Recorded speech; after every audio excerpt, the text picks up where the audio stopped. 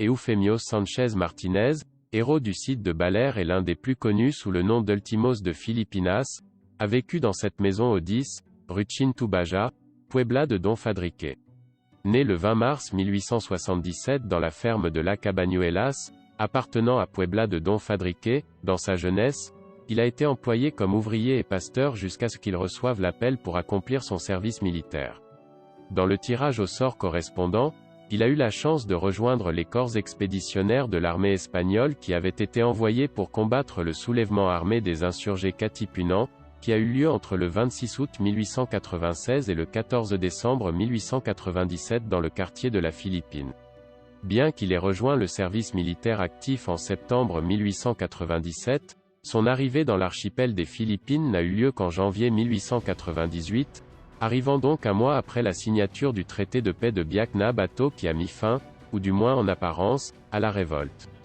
Cependant, le déclenchement de la guerre entre l'Espagne et les États-Unis, le 21 avril de cette tragique année 1898, allait donner des ailes à la recrudescence des activités insurgées et, dans le cas du petit détachement militaire espagnol de la ville de Baler, où Eufemio était stationné en tant que soldat dans le bataillon expéditionnaire de chasseurs numéro 2 au début d'un siège dramatique de 337 jours.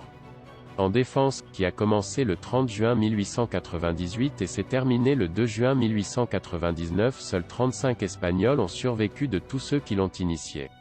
Malgré son manque d'expérience au combat, Eufemio était l'un des survivants recommandés dans le journal des opérations du site par le commandant, le sous-lieutenant Saturnino Martín Cerezo, pour recevoir les félicitations pour avoir été l'un des 10 meilleurs du détachement compte tenu de ses bonnes qualités et de sa subordination.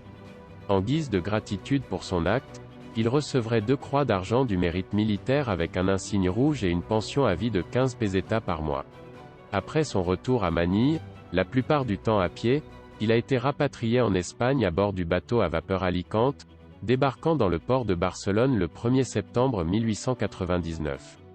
Quelques jours plus tard, et après avoir rejeté les emplois qui lui étaient proposés loin de sa ville, il retourna à Puebla de Don Fadrique, où il préféra s'installer et épousa Maria Cruz Garcia, s'employant à élever à nouveau sa famille dans les tâches agricoles. Sa mort est survenue le 17 mars 1939, quelques jours seulement avant la fin de la guerre civile espagnole. Il a été enterré dans le cimetière rural de Las Santas, où sa dépouille repose aujourd'hui. En mai 2019, en commémoration du 120 anniversaire de l'achèvement du chantier, la plaque en céramique qui préside cette façade à la mémoire d'un héros que son peuple n'a jamais oublié.